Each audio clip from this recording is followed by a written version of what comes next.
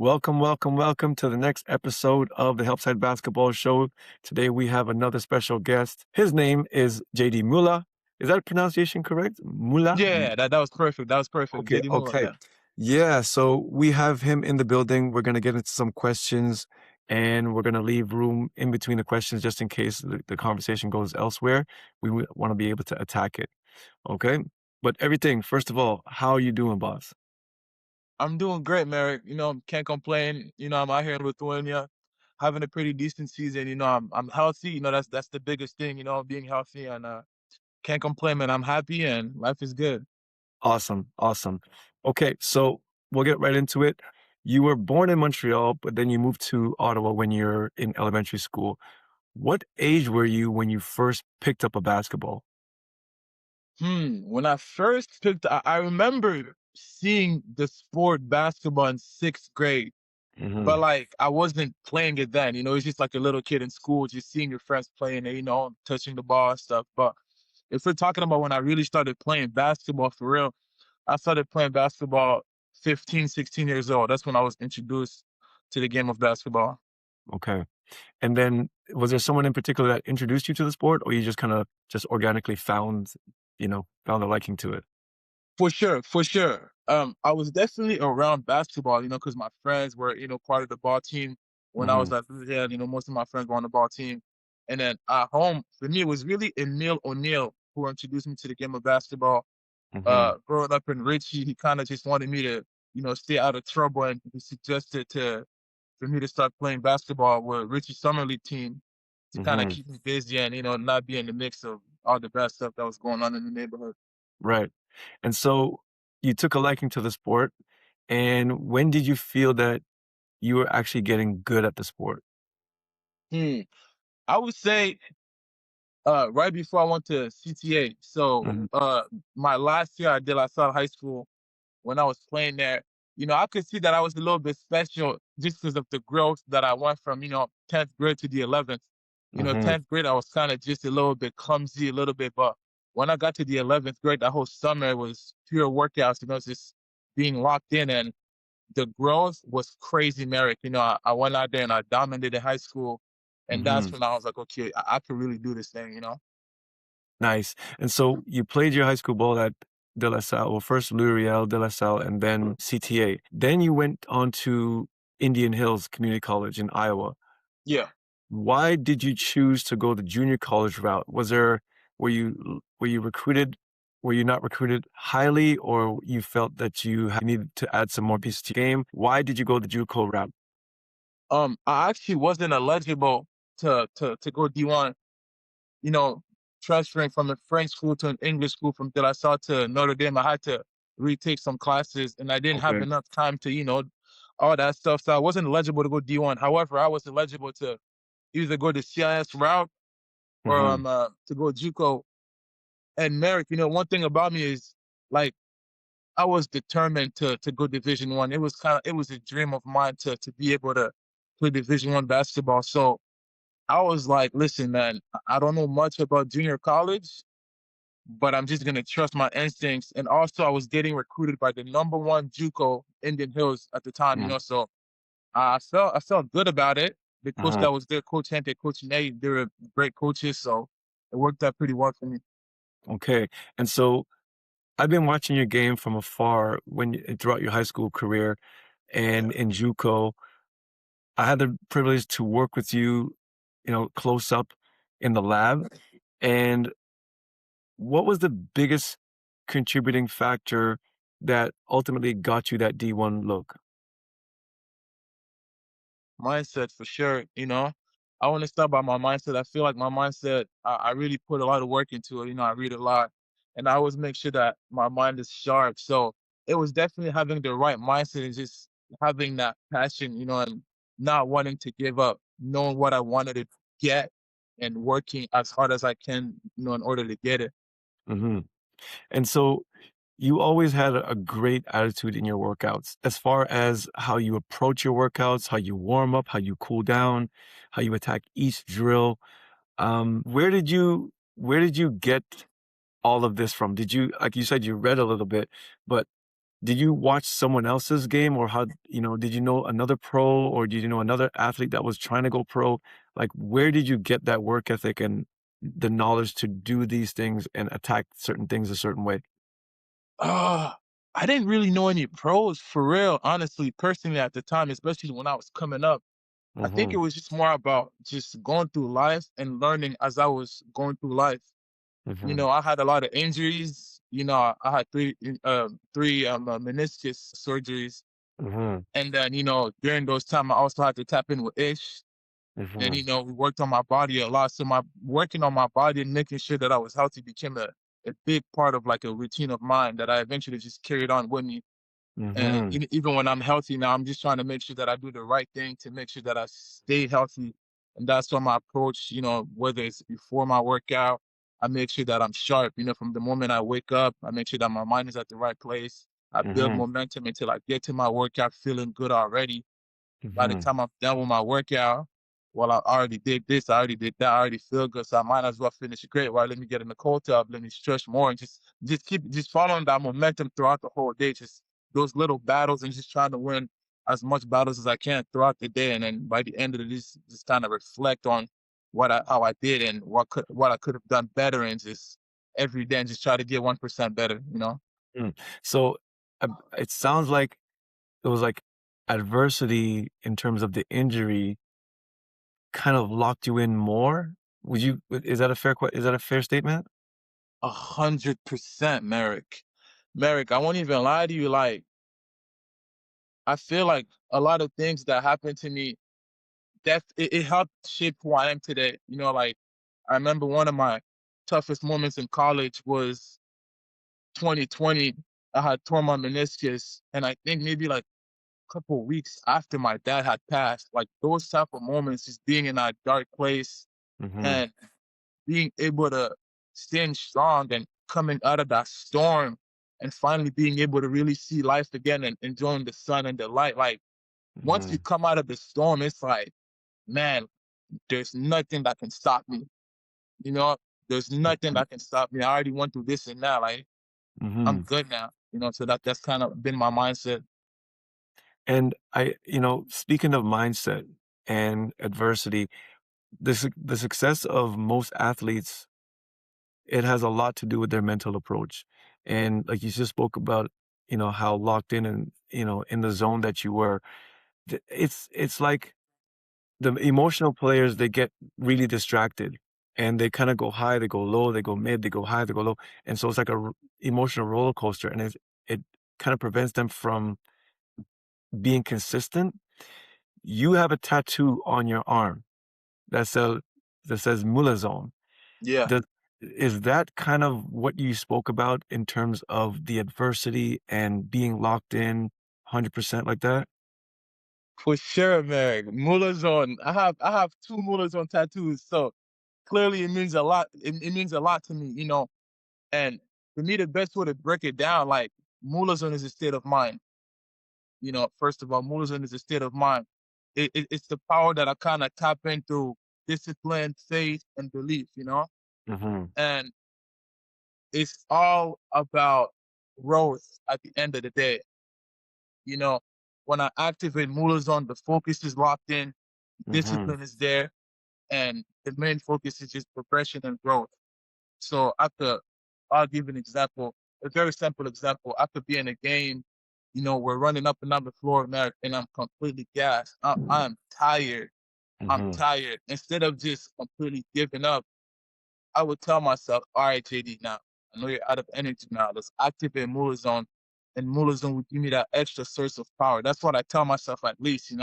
I don't care mhm, if it's a trick, but when I activate Muller Zone, I really feel that extra source of energy that I get from mhm, God is his self-discipline. And I like to believe that I also get it from my people and all the fallen soldiers who were here with us that are eventually gone. I feel like they all just give me, they land me power, and then they just give me that extra source of power to go out there and dominate. mhm. So you've used this this that extra motivation, that kind of internal motivation Yeah, to get you overseas. So this is your third season overseas. yeah. You did Netherlands, Norway, and now you're in Lithuania. What's the biggest difference going from Division 1 basketball to one of the top leagues in Europe? There's definitely a big difference, but let's just start with basketball. Basketball is basketball everywhere, so the game is very similar. It's definitely more physical, and I would say for me personally, as a professional, I feel like I understand the game way more than when I was in college. When I Mhm, was in college, the coaches made it very simple for me. Listen, play defense and get rebounds. That was mhm, my role in my team. Whether if I liked it or not, like that was my role and I had to embrace it. And that's what I did. And once I decided to go pro, and even that decision, Merrick, mhm, was very like 50-50. It wasn't like after I was done Division 1, okay, I'm going pro for sure. No, no, no. It was very 50-50. I was able to last minute, my agent was able to tell me, okay, we found you a deal in Norway. Come on, we just need to do it. Go out there and just kind of prove yourself.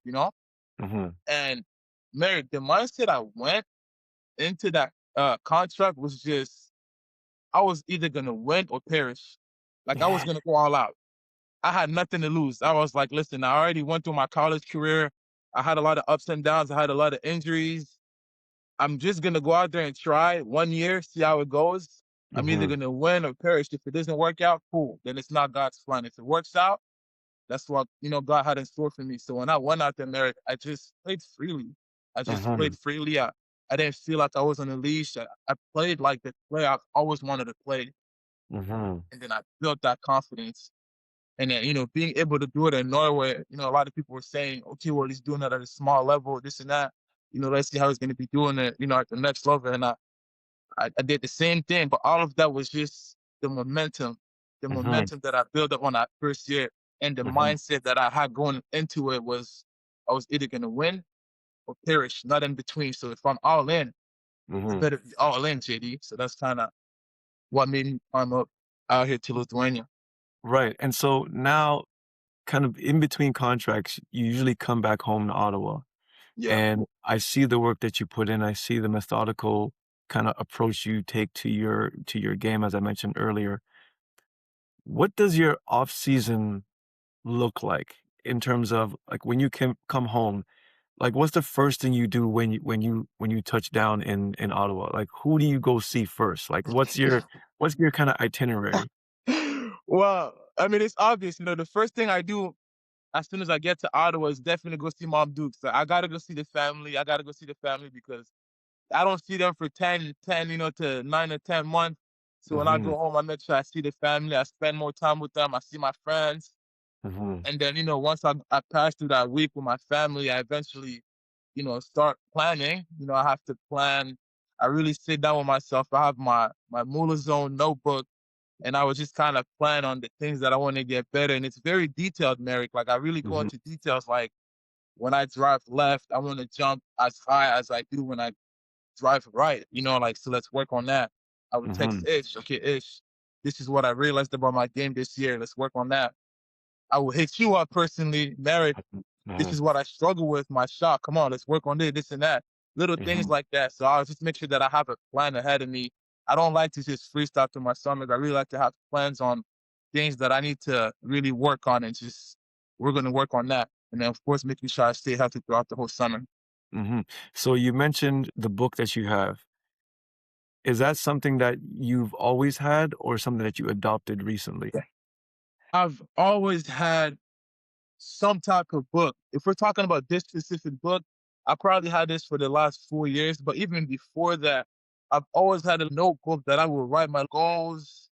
Mhm, Whether if I had to reflect on a specific day, or if I had a special day, for example, if I had mhm, a special game, maybe like whenever I had big games, or whenever I'm struggling, especially being overseas, being alone and stuff, sometimes you don't always have the source to really communicate how you truly feel with people. Like you have your teammates, everyone is competitive.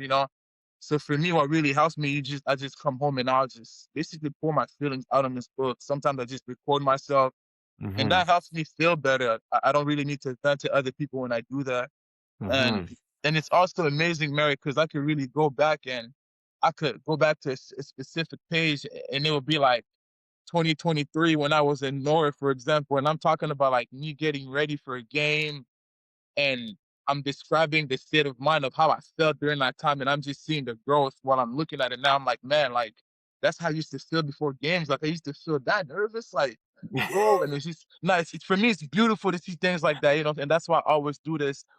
Mhm, And the best part about this book is I will write goals before every season, like this is my goal. I'm trying to do this. I want to make sure that the team wins this and that. I want to make sure that I lead the league in rebounds. And it's the most beautiful thing, Merrick, to look at once those goals are accomplished. Like mhm, most of the times I'll look at it, not every goal, it will never be 100%. right, That's life. It will never be 100%. But seeing that there was a few of them that I was able to accomplish and reach them, it makes me believe in myself even more. It's like, yo, JD, you said that you were gonna do that, and you did it. That builds more self-confidence, it mhm, boosts some self-esteem. It makes you believe in yourself even more. It makes you mhm, feel like nobody can tell you that you can't do something. It makes you feel like you're untouchable. mhm. Yeah. Listen, that's some powerful stuff there, and I'm super, super encouraged that some of the information that I've been telling these young youths to write things down, to set goals, to check them off, to log your workouts, log your lo like, you're now confirming so you're making me look real good right now. It makes a huge difference, Merrick. And I mean, if we look at yourself, like you're not just a random person saying that. Like you had a hell of a career. Like you played ball at the highest level as well, and you know what you're doing. Until this day, you're still very close to the game of basketball, and you've built connection with people who's played at every level. Like you know, I mean, this guy must know what he's talking about, right? Like so if these kids are not listening, that's on them. But hey, man, it definitely works for sure. Writing things down and just making sure that you have your goals in front of you, even being able to Mhm, see them every day. It reminds you what you mhm. do. It reminds you what you're doing, what you're doing. Listen, that is incredible stuff, and I'm so glad that you said that because a lot of these kids don't understand the power of your mind, and because you are so locked in mentally, and it's not a coincidence. A lot of these guests that I interview, they have all these things in common. Mhm. And I'm encouraging the parents and players and anyone who's attached to the game that these are the things that are common amongst elite. So if Yes. you wanna do the things that are uncommon in terms of, "I'm just gonna just wing it, freestyle it, show up and hope for the best," like, you're not gonna get to that level, and I'm really, really pleased that you are confirming this. You're actively living out your dream and doing it in Yeah. a very methodical, fashion. And so now you're at the tail end of the Lithuanian season, and you have maybe, like, 5 more games left? 4 Three more more games left? games, man. 3 more Three more games? games and playoffs, And s depending on how we do. right, and so you're immediately gonna be jumping on a plane to Niagara. So because Exactly. you signed with the Niagara River Lions, congrats on that. Appreciate it. So the CBL league is no joke. There's D1s, D1 talent, there's NBA talent sprinkled over the whole entire league. Yeah. How are you approaching this contract in terms of the things that you've done leading up to this contract? Are you doing anything different or is it business as usual? I'm not doing anything different, honestly. For me, it's just I've been playing basketball, and for me, it's a great opportunity to finally go home and Mhm, play. So I'm definitely excited about being able to play in Canada again. But my approach is the same. I'm just gonna make sure that I go out there and do what I do my job, play hard, mhm, rebound the ball, dunk the ball mhm, hard, and just it's real simple. That's how I look at it. I just have to go out there and do my job. mhm, It doesn't matter the level. I know what I bring to the table. I know what type of player that I am. I'm gonna make mhm, sure I'm a great teammate. I'm gonna make sure that I'm coachable and just go out there and do my best. Whatever happens, and just trust the Lord mhm. that and have faith that everything will be fine. Yeah, I so don't stress myself, Merrick. I promise you, I really don't. I don't stress myself at all. no, that's a great approach. That's a great approach. And your game has evolved since you've been playing since you're in high school and now you're in the pros. How has your game specific parts of your game evolved from high school till now? Um, my game changed a lot. I would say. One thing I would always say though, I think I've always had the ability to put the ball on the floor. For a big guy, just Mhm, because growing up, I used to play 2K and I used to love Jamal Crawford, and I used to think like his ball handling was crazy. So I always go to the basketball court and I always try to do those moves. But then whenever I go back to my high school, it'll be like go back in the post and I'll be like, ah. And I used to hit it at first, but then eventually I was able to understand that I could be both. I could enjoy the best of both worlds. Someone like mhm, an undersized big, because I'm also short for a big man. So mhm, I used to watch a lot of Draymond, players like Bam and JD as the pro. That's kind of just like I would say what I compare my game to. I'm not sure if you know Matthias Lasova, but just a guy who's mhm, gonna go out there and play hard. If I have the opportunity to put the ball down on the floor, I will. And if I have to make a play, let's say the shot clock is down, I know I mhm, could do that. mhm, But if there's other people on the team who can also do that, then I'll let them do that and I'll just do my job. I'm really simple. Whatever mhm, the coach needs me to do, I will do. But mhm, to really answer your question, I would say my game, it's always been about effort. It's always been about effort. I mhm, feel like my offensive game has definitely improved more. I feel like I'm shooting a little bit more of mid range than I mhm, used to in college. My mhm, free throws have improved a little bit. The rebounding always been there and the effort. And I think I'm still improving. I'm still working hard every day. I'm eventually trying to add a tray ball to my game. I feel like when I once I do that, who's gonna stop me? So Well, that was my next question. What part of your games are you now actively trying to work out and add to what you already have? Um, I know it sounds crazy, but I'm still trying to keep improving my athleticism. I think I'm athletic enough, but I definitely want to even increase my athleticism because, America, at this level, like the bigs are strong, they're athletic, and you can always be more athletic. And I know I can. So that's been definitely one of my main focuses for sure. And Mhm, of course, expanding my game. Being able to consistently hitting those mid ranges when I'm open, free throws, of course, there's always room for improvement for my free throws. mhm. And the rest is just kind of to keep maintaining. But the main focus right now is just to keep working on my free throws and increase my explosiveness so I can become more of a lob threat and things like that. Mhm. Who in JD's life has impacted him? Is it accumulation of people that have contributed to the success of JD Muila, or can you pinpoint someone that has had a profound effect on your development as a person and as a player? Man, there's too many people for sure. There's too many people. I'll definitely start with my mom for sure. The way she raised me, being able to do it as a single mother by herself, I was able to learn a lot. And then also, like the people that were with me growing up as well, like someone like Emil, going up to Tony House, Ish, you, and then we can even go to college. I can keep, dropping names, Coach Schmidt. There's a lot of people. I had a lot of people in my life that was able to come in and teach me a few things. Like Mhm, even in college, I had a mentor. His name was Jeremy. Him too. He had a big part in my life. He was kind of stepped up as another father for me. mhm, Same thing with Emil, so all those people, I'm extremely grateful for everyone who helped me throughout my career. I didn't do this by myself. Of course, like most of it was because of myself, but I wouldn't be able to get to where I am without all those coaches throughout my career. All the treatment people, the trainers, the strength coaches, all of them were able to keep me healthy. Like without my health, I'm not here.